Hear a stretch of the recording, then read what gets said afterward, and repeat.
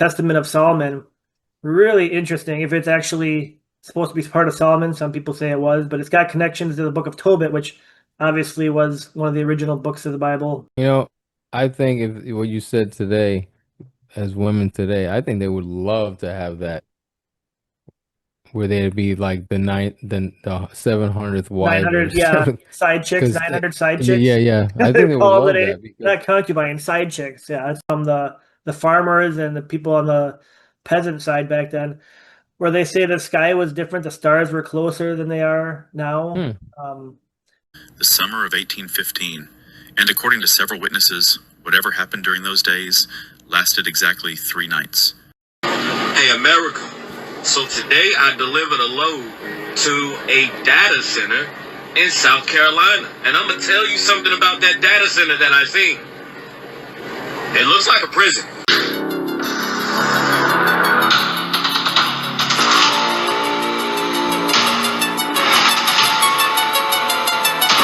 Steve and Alex have just arrived on the scene to uncover truths and to set a society free, which for over 100 years has been being deceived by the great deceiver himself.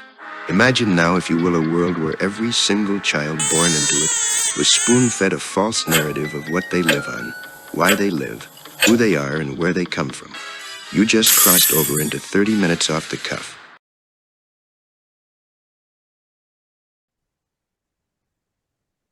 all right, welcome to 30 Minutes Off the Cuff. Today is June 30th, 2026. what's Another, up? another hot, sweltering day here today in the 90s in Wisconsin. Yeah, about that here in Connecticut.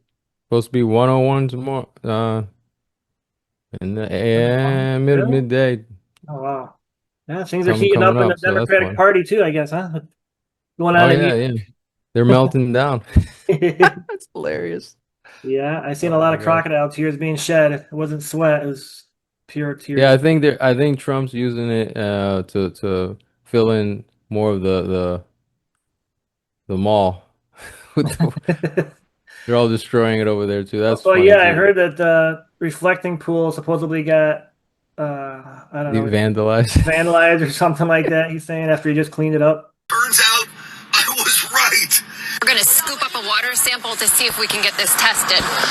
Thanks to CNN backing old Stinchfield up, it turns out they tested the water. And in the water of that reflecting pool, that algae-ridden green reflecting pool, it was filled with phosphates. Where do phosphates come from? Phosphates come from fertilizer, which means most likely someone dumped fertilizer into the reflecting pool to cause the algae bloom just to make President Trump look bad. Yeah, you can't have nice things. It doesn't matter Not in DC at if he least. did it, then we got to do something bad. Yeah, I'm surprised they didn't Even color it people who rainbow hate or him something, love you it. know? Did they color it rainbow or what they do? I don't know. No, they cut they try to go in the pool and they try to cut the sealant out with a knife Oh jeez. to not have it the water. They're trying to like let it drain out. It's just hilarious. These people are unbelievable. People have nothing else to do, I guess, when you have no job, I suppose. No, it's just they're spiraling. They know that they lost and everything's just falling apart. They're eating their own. Hillary's going after her. It's just crazy. It's just hilarious to me. Everything on on a normie level, it's absolutely satisfying. I just Yeah, love seeing them I seen a couple of just talk hosts come go out against downhill. what's his guy's name? Brand Lander? Is that the guy's name that won? Got like 60% of the vote out there in New Uh, York against Against Goldman. who? Goldman, I guess. Okay. Brad was like the incumbent, and then Daniel was like a first time runner or whatever. I think he had some other position, but he ended up winning I guess three or four of the anti anti-Semitic Democrats won, which is kind of weird. I'm a little bit suspicious of like, are they just wolves in sheep's clothing, or what's going on? Like, Congressman Dan Goldman, who was just banned from a New York City coffee shop because of his support for Israel, he has now lost his primary to a radical socialist backed by Mamdani. It appears that, a pretty scary transformation is now fully underway in the Democratic Party, especially in a blue state like New York. I'm all for the real Israelites, but as far as Zionists, yeah, they can all lose Yeah. as far as I'm concerned. Yeah, the real, and that you just said it correctly, Israelites. That's the true, that's the Right. actual, it's not Well, Jews, yeah, I yeah, it's mean, the Israelites, yeah. Bible says yeah, you're supposed to support them, but in the New Testament, obviously, it says those that are calling themselves Jews in the end time are actually not Jews, but are the sons of Belial. So Yep, Sons of Belial. yeah, Look that up, folks, if you don't know what that is. Sons of Belial. Yeah. yeah. It's Yeah, it's interesting. I was crazy. reading, well, I wasn't reading. I guess I was being read via YouTube, the Testament of Solomon. Really interesting. If it's actually supposed to be part of Solomon, some people say it was, but it's got connections to the Book of Tobit, which obviously was one of the original books of the Bible, as far as the King James Version is concerned. Tobit or Tobey? I don't know. I don't know. Tobiah? I I'm just don't messing. know. I'm just messing. But yeah, it's about a kid that Solomon seems to like in his kingdom, and he gives extra consideration towards this kid. And one day he realizes the kid's losing weight and not thriving, and he brings him into his office. He's like, "What's going on?" And he's tells him the story about this demon that's harassing him, that keeps taking his money and then keeps taking his blood, apparently. So he just keeps getting skinnier and skinnier. And Solomon goes and prays for I don't know how long, a long time it seems like, to God, and asks him for an answer. And according to this Testament of Solomon, he's delivered a signet ring, which gives him authority over the demons. Ornias the demon came among them toward sunset, and he took away half of the pay of the master workman's little boy, as well as half his food. He also continued to suck the thumb of his right hand every day, and the child grew thin, although he was very much loved by the king. So King Solomon called the boy one day and questioned him, saying, "Do I not love thee more than all the artisans who are working in the temple of God? Do I not give thee double wages and a double supply of food? How is it that day by day and hour by hour thou growest thinner?" But the child said to the king, "I pray thee, O king, listen to what has befallen all that thy child hath. After we are all released from our work on the temple of God, after sunset, when I lie down to rest, one of the evil demons comes and takes away from me one half of my pay and one half of my food. Then he also takes hold of my right hand and sucks my thumb. And lo, my soul is oppressed, and so my body waxes thinner every day." Now, when I, Solomon, heard this, I entered the temple of God and prayed with all my soul night and day, that the demon might be delivered into my hands, and that I might gain authority over him. And it came about through my prayer that grace was given to me from the Lord Sabaoth by Michael, his archangel. He brought me a little ring, having a seal consisting of an engraved stone, and said to me, "Take, O Solomon, king, son of David, the gift which the Lord God has sent thee, the highest Sabaoth. With it thou shalt lock up all." And one by one, I guess he begins calling these demons, and ironically, he's able to call them all, and um, they end up actually building part of the temple of God, according to this. Which, Take it that's it behind your ear there. yeah, Signet ring. oh, wrong hand. That's Yeah, Solomon. it's I glowing. think that's one of the demons there, but Oh, like look at that. there's Wow. more over there. But yeah, they end up building the temple of God, which it's kind of like coast to coasty a little bit, but um, when you think about it, all these people who are touting the Tartaria and saying we can't build these marble structures like we do today, like example, the capital of Wisconsin, like you can't get that precise on cutting a whole marble stone. Yeah. Even the contractors will tell you that it's just impossible. And Mhm. ironically, in the book, in the Testament of Solomon, it talks about how these demonic beings are actually cutting marble for buildings. And at that Beelzebul uttered a mighty sound like a blast of fire, and came and stood before me. And when I saw him, I gave thanks to the Most High, who had given me power over the demons. And I spoke roughly to him. And he promised to bring before me all the demons, and that they should be subject to me, and do all that I commanded them. And I appointed him to saw blocks of marble in pieces for the work of the temple. But when the other demons saw their lord and master laboring like a slave, they shrieked aloud and were sorely dismayed. Meaning, so they were working for the good people at the time Well, of the they were millennial kind reign, of or they were just doing it almost like Solomon's for themselves? slaves, or they were under Oh, his okay. control, and they were able to cut the marble, which nobody else was able to do. And With also, that ring, probably, yeah. yeah, it was very interesting and kind of all Huh. connects. And if you're going to connect it with Tobit, which used to be part of the 80 books in the Bible, it talks about the same exact demon that was harassing Tobit's son, I believe, where the woman that he married, her seven husbands ended up dying, and this, I think it's Amadeus, I think is the name of the demon, Hmm. killed off all her husbands before they could even have their wedding bed, essentially their honeymoon, if you want to call it that. Face away from me. It came to pass the same day that in Ecbatana, a city of Media, Sarah, the daughter of Raguel, was also reproached by her father's maids, because that she had been married to 7 husbands, whom Asmodeus the evil spirit had killed before they had lain with her. Dost thou not know, said they, that thou hast strangled thine husbands? Thou hast had already 7 husbands, neither wast thou named after any of them. Wherefore dost thou beat us for them? If they be dead, go thy ways after them. Let us never see of thee either son or daughter. And I Tobit's guess that's one time where a creator will allow demons to hurt people. So that's really cool. That I didn't even realize that.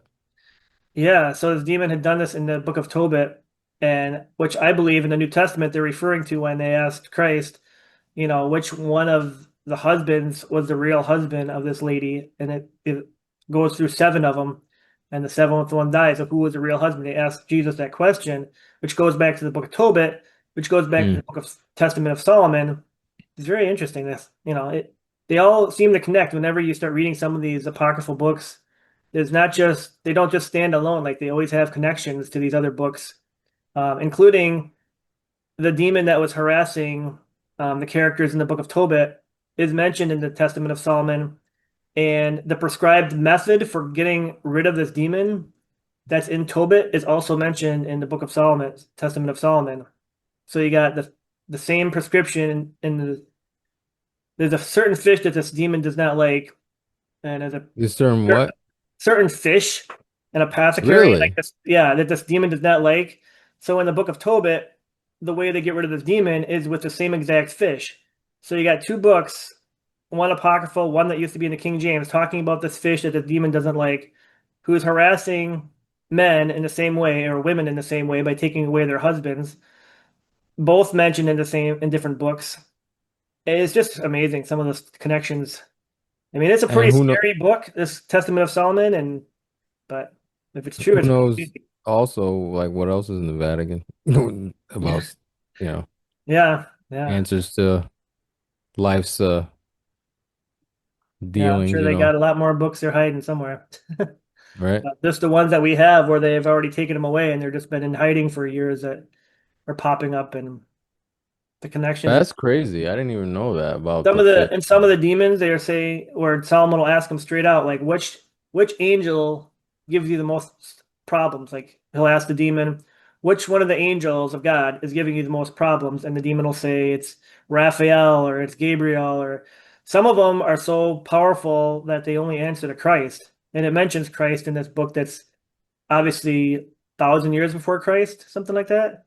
And it's Hmm. mentioning the one that I'm afraid of is the one that hangs on the cross and dies is one of the demons' response when Solomon asks who harasses you the most. So it's probably something where they're out of time and they or something they I don't know, because you're saying that they say that before he actually comes and goes Right. up to the cross. So And I don't know. Solomon in this book mentions the cornerstone where it says or Jesus says the cornerstone which the Jews rejected, you know. It talks about that in this other book as well, where the demons are putting the cornerstone on the temple, and they kind of reference to the New Testament again about the building the cornerstone. It's pretty Hmm. interesting. There's a lot of details that are prophetic, including when Solomon asks him, "How do you know some of the demons know the future?" And he's like, "How do you know the future?" And they answer, they say, well, we fly around the firmament and we can hear the angels speaking above us when we fly around the firmament and we pick up voices and we're able to determine some of the future events by what we hear in the higher heavens. Wow, look at that. That Interesting, is right? funny. That's hilarious. No. It's just like a whole, it's like a new, uh, what's the guy, Tolkien, the guy who does the Lord of the Rings? Oh That's yeah, like J.R. another, Or whatever his name is. Yeah. yeah, that's like one of like, he's got nothing on that. I mean, it's, Yeah, they and create, then some of the responses he says each one of these angels or demons has a star, apparently, and he says which is your star? He basically asked him which three questions. He's asked him which is your star, what angel frustrates you the most, and what do you do?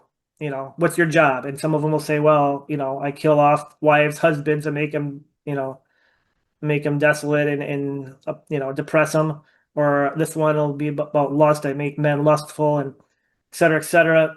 But it's funny they each have a star. And he says when they when you see a falling star, it actually explains it specifically to Solomon. When you see a falling star, man think that the star is falling from heaven, but it's actually one of us listening in the sky for prophetic events, and we fall out of the sky sometimes when we're doing that. I don't understand. huh? Wow, that is hilarious. In real time, Yeah. they're and they're like, it's, and then they get reset back to where they were once they're Yeah, done. I don't know, but it's funny. That That's is how they so that's how they crazy. predict the futures. They got to listen to the angels who are the second and third and fourth heaven, according to this manuscript. Yeah, And then when they can't that fly is anymore, they fall to hilarious. the ground, and it says they look like a That falling is star, and they fall hilarious. like lightning. It says, Yeah, yeah. yeah. That's crazy, man. That's funny.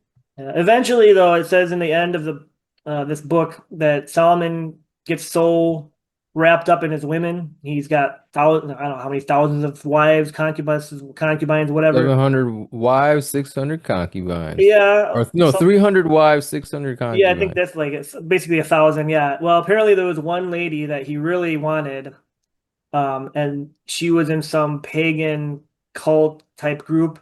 I think they were Hmm. worshiping Moloch or something, and Oh, they that's said, the "Well, you worst. have to worship Moloch if you want my daughter." And he's like, "I'm not doing that. I'm not worshiping a demon." He says, and then eventually, long story short, this woman says that if he burns 5 grasshoppers and sacrifices them to Moloch, I think that was what it was, that she'd be his.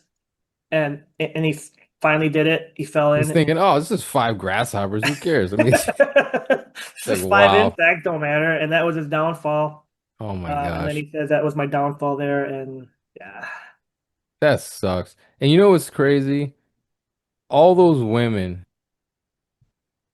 that, and there's this one that he wanted, and he was willing to do it for just that one woman. that's crazy, right? Because his sex drive was just like he wanted her, and who knows what our Yah is saying upstairs in her creator.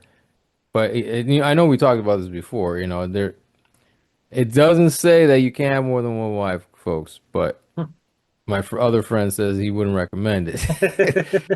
Just Yeah, But can you imagine all the women around him and like nagging and all this stuff? It's just insane. yeah. I And mean, good all the thing he was people he's rich. trying to listen to and not listen to. And then now we get to this point where they're like, I wonder what eventually made him do it. I don't know if it was the devil, talking in his ear there, hey, listen to her, or it was just kind of like Samson and Delilah, where the women just breaks them down and they just give in. Yeah, I mean, that's crazy. Got 900 women and there's this one woman. It's kind of like David too. David had how many wives and whatever, and then it was just Bathsheba who was already married, and he had to have the one that was Oh, married. really? I thought he only had one wife. I thought David had Oh one no, wife. David had probably about as many as Solomon. But Really? yeah, oh yeah. And that's why Nathan the prophet came to him and said, God gave you all these wives. Like, and if it wasn't enough, he would have given you more. This guy You know, that you killed, mainstream Christianity doesn't talk about that, and neither does the Chosen, and neither oh yeah, he does had so many wives. And then Nathan the prophet really. you have all this. He made a analogy like all these sheep, and you just wanted this other guy's sheep. He only had one sheep. You got 900, and you steal the guy with one sheep. And yeah, and the same thing like you said, Bathsheba, and there you go. Really, I know kings is probably more common for them to have more than one wife, but I thought he was like just one and done, huh? And the weird thing is, he had Michael, the one that was given to him by Saul.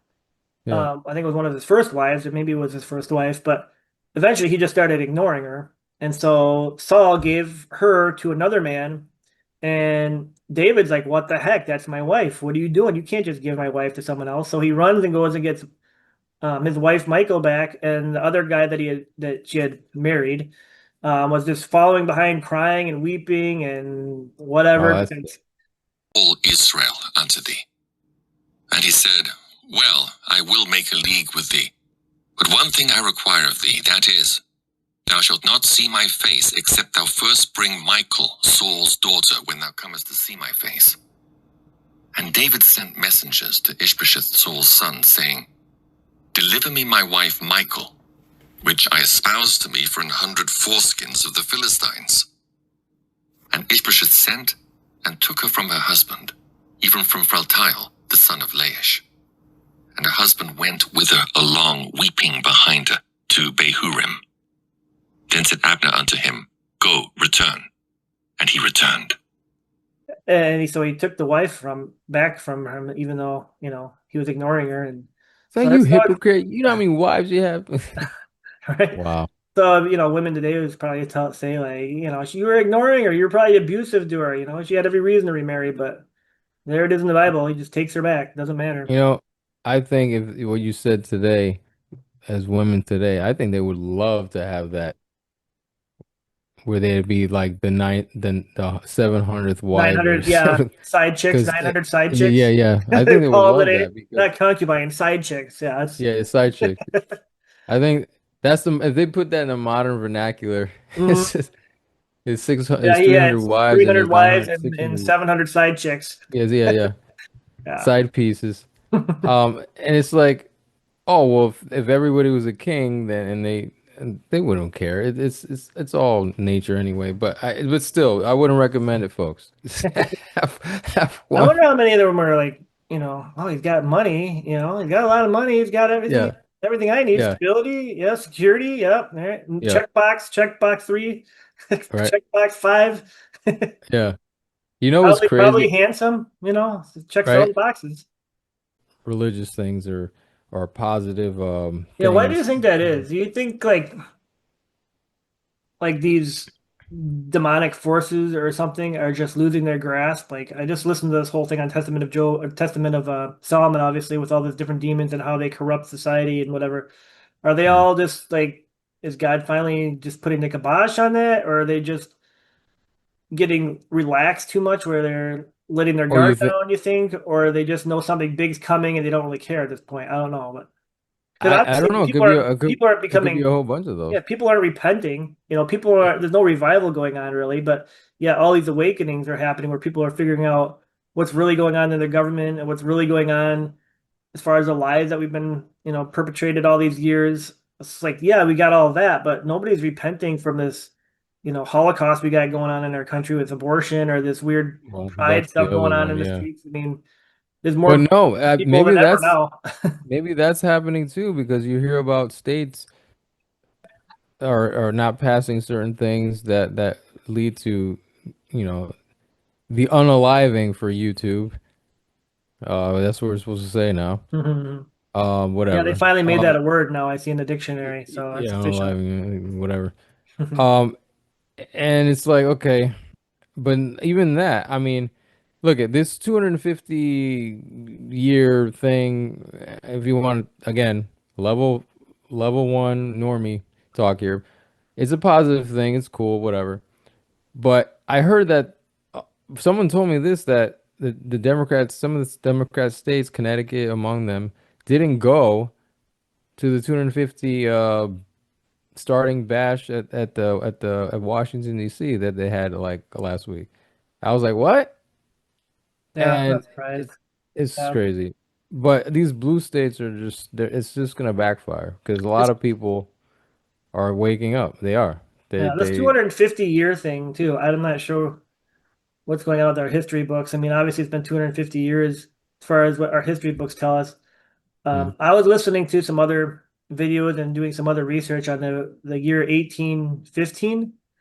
Um, and I guess that started something there where the whole sky changed, according to a lot of diaries that have been blocked, squelched, banned, um, not from, William Penn type hierarchy people or anybody in our government, but from the farmers and the people on the peasant side back then, where they say the sky was different, the stars were closer than they are now. hmm. Um, and then what the heck else? There's a lot of other things that were just not right in the sky. The sun was different, the moon was different. I have to go back and, Oh, and check. But right after that what is what when? 1815. Same sentence to his daughter over and over. Tell them the world used to hum. None of these people knew each other. Most lived hundreds of miles apart. Yet their memories shared the same unsettling details, the same fear, the same silence forced onto them by adults who refused to explain what had happened. But one detail disturbed Evelyn more than anything else. Nearly every testimony pointed to the same period of time, the summer of 1815, and according to several witnesses, whatever happened during those days lasted exactly 3 nights. Most historians remember 1815 for one reason: Mount Tambora, the massive volcanic eruption in Indonesia that darkened skies across the world and led to what would later be called the year without a summer. Crop failures, ash-filled sunsets, global famine. That is the official explanation. But according to the testimonies Evelyn Harrow collected decades later, the people who remembered the old sky were not describing a season of strange weather.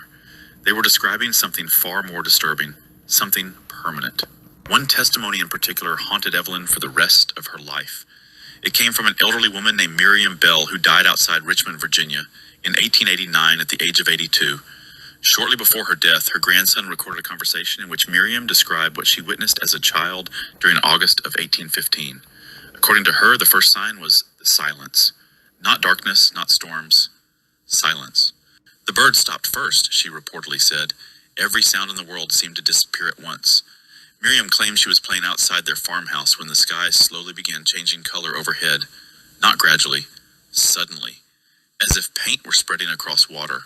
She described shades of violet and pale green moving through the clouds while adults stood frozen in the fields, staring upward without speaking.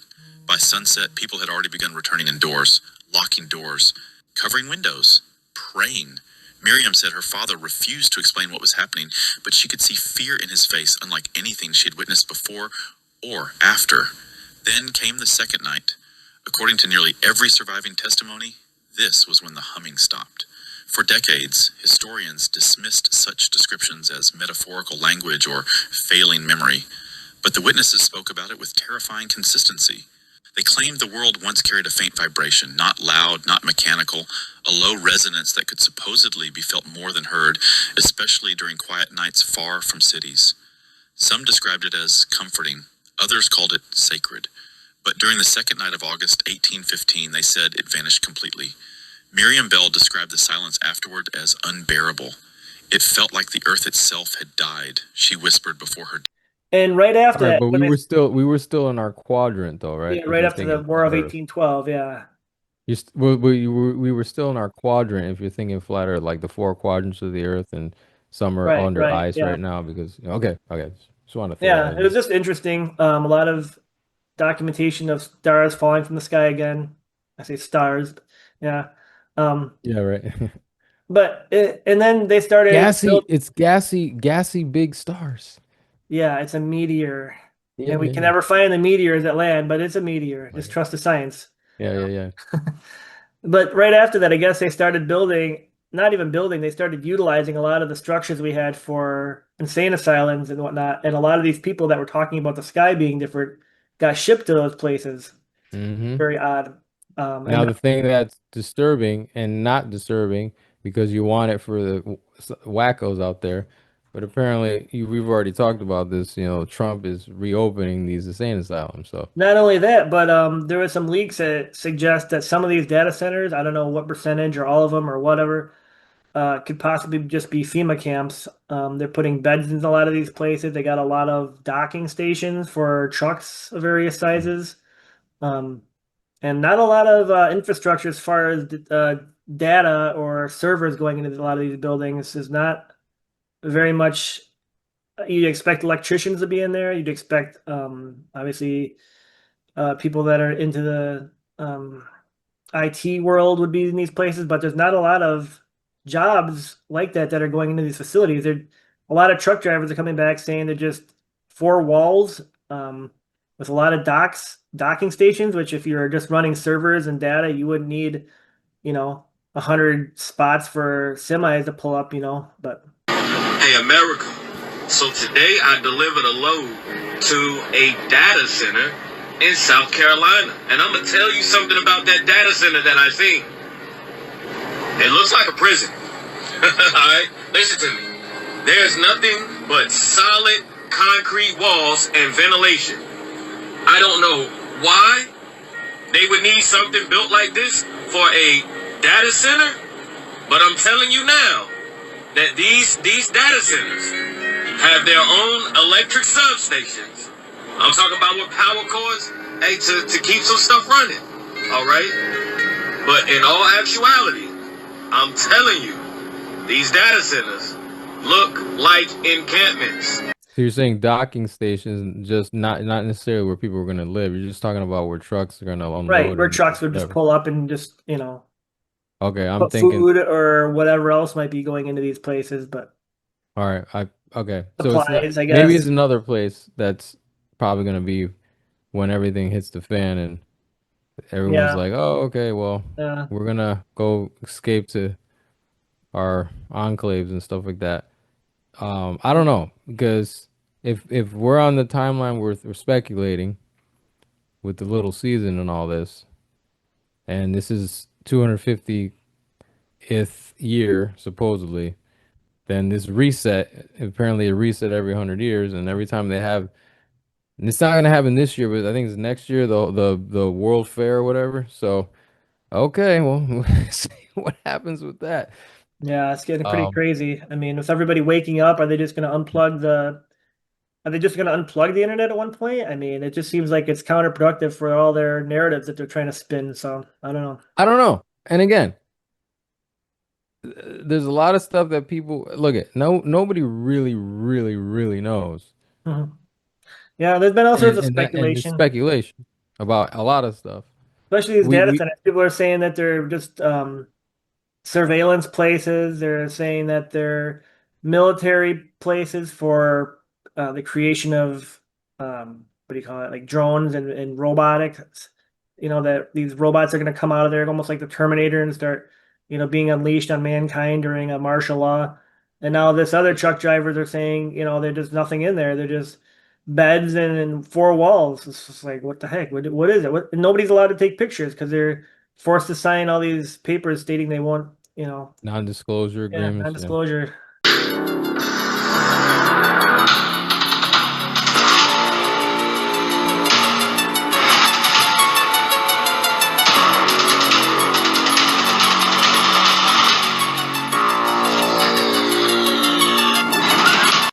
So who knows? I don't know, man.